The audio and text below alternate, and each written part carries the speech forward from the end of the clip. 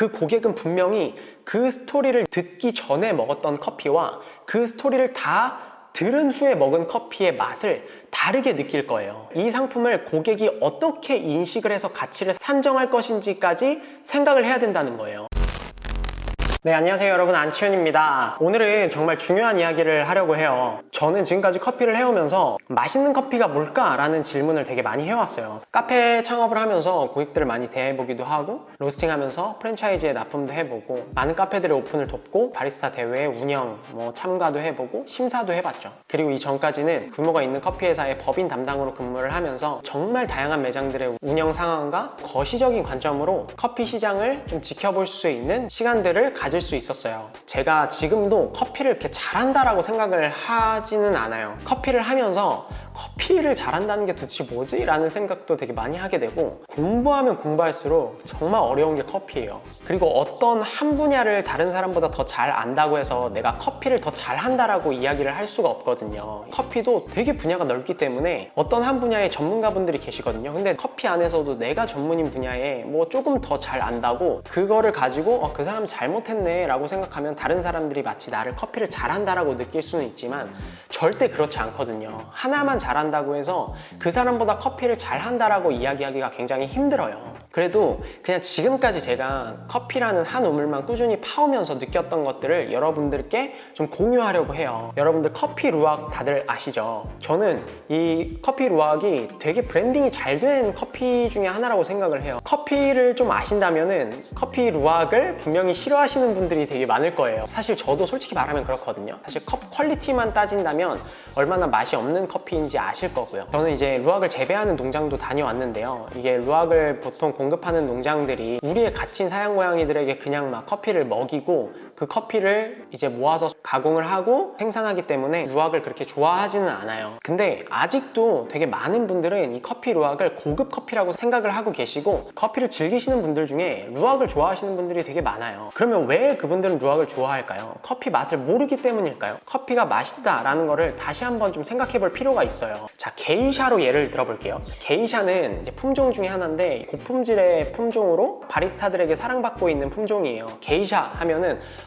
맛있을 거야, 게이샤는 맛있지, 그리고 되게 비싸겠다, 이런 생각을 다 하고 계시고요. 바리스타들 사이에서 되게 많이 알려져 있죠. 수많은 유명한 바리스타들이 게이샤 품종을 가지고 대회 때 우승을 했고, 그리고 얼마나 비싼 커피인지, 얼마나 재배하기 까다로운 품종인지, 그리고 얼마나 희소한 커피인지를 알고 있기 때문에 바리스타들은 게이샤를 많이 좋아하죠. 자, 이게 포인트예요. 바리스타들은 이 게이샤 커피가 얼마나 유명하고 얼마나 희소하고 얼마나 까다로운 가공 과정을 거쳤고 얼마나 많은 바리스타들이 이 커피를 가지고 우승했다는 거를 알고 있기 때문에 이런 일련의 정보들을 모르는 고객들이 느끼는 게이샤의 가치와 바리스타들이 느끼는 게이샤의 가치가 다르다는 거예요. 그래서 바리스타들은 게이샤 하면은 비싼 가격을 주고도 마시지만, 일반 고객들은 그냥 딱 먹고 뭐야 그냥 이거 신커피네, 뭔가 다르네, 근데 이 가격을 주고 먹기에는 좀 아깝다, 이렇게 생각할 수 있다는 거죠. 그러니까 정보가 불균형하다는 거예요. 바리스타들이 게이샤 한 잔을 사는데 6,000원, 7,000원, 만원, 12,000원까지도 아깝지 않게 그 돈을 지불할 수 있는 이유는, 바리스타들은 이 게이샤 커피를 사면서 그 안에 담겨있는 스토리의 가치까지 같이 구매하기 때문이에요. 어디 가서 쉽게 먹어볼 수 없는 커피, 그리고 상을 몇 번 받은 커피, 재배하기가 까다롭고 구하기 어려운 커피, 이런 정보들을 바리스타들은 다 알고 있기 때문에 바리스타들이 느끼는 이 게이샤의 가치는 더 올라갈 수밖에 없다는 거예요. 왜냐면 그 정보들이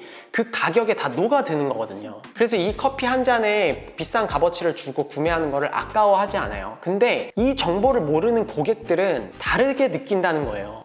이거는 내가 집 앞에서 먹던 프랜차이즈와는 다르게 여기에서 복숭아 향미가 느껴지네, 여기는 약간의 홍차와 청사과까지 느껴지네, 이런 식으로 커피를 평가하지 않는다는 거예요. 그냥 고객은 내가 먹던 커피와 다르네 정도로 인식을 할 수가 있죠. 그래서 그때부터 바리스타들, 커피하는 사람들이 해야 되는 일들은 이 커피에 대한 정보를 최대한 최대한 알려주는 거예요. 그냥 이 커피는 정말 좋은 커피라고 스스로 느끼고 여기면서 그 커피에 대한 아무런 정보와 설명 없이 이 커피가 맛있으니까 당연히 고객이 맛있게 느낄 거야, 이 커피를 맛있게 느끼지 않으면 좀 커피를 잘 모르는 고객이야 라고 생각하면서 그냥 단순히 커피 한 잔만 주는 게 아니라 최대한 내가 알고 있는 이 게이샤에 대한 스토리들을 고객한테 전달하는 게 되게 중요해요. 그 고객은 분명히 그 스토리를 듣기 전에 먹었던 커피와 그 스토리를 다 들은 후에 먹은 커피의 맛을 다르게 느낄 거예요. 이 상품을 고객이 어떻게 인식을 해서 가치를 산정할 것인지까지 생각을 해야 된다는 거예요. 자, 그런 의미에서 무화과이 맛있는 이유는 무화과는 정말 좋은 스토리를 가지고 있어요. 이 사양 고양이들은 아무 커피 열매나 먹지 않는다.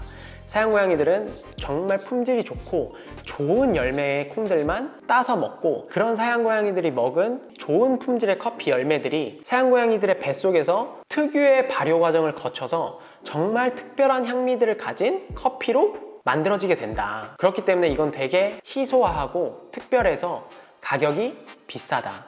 자, 이 스토리 어떠세요, 여러분? 바이럴하기도 굉장히 좋은 스토리죠.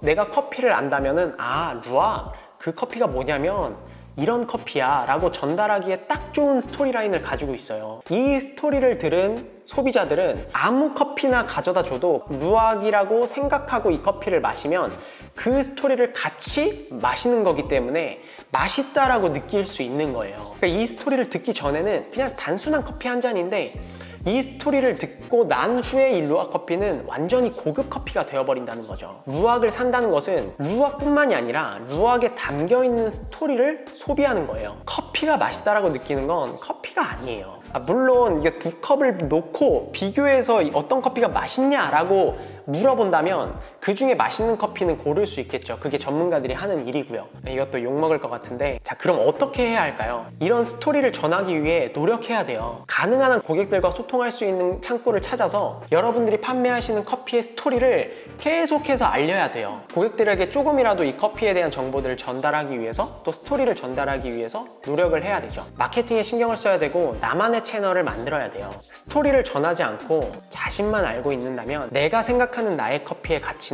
계속해서 올라가고, 그 스토리를 전혀 알지 못하는 소비자들이 이 커피를 대하는 가치는 점점 더 내려가거나 동일할 수밖에 없어요. 좋은 커피를 파는 게 끝이 아니에요. 좋은 스토리까지 함께 팔아야 되는 거죠. 자, 그러면 오늘은 저는 여기까지고요. 다음에 또 다른 유익한 커피 컨텐츠를 가지고 여러분들을 찾아뵙도록 하겠습니다. 감사합니다.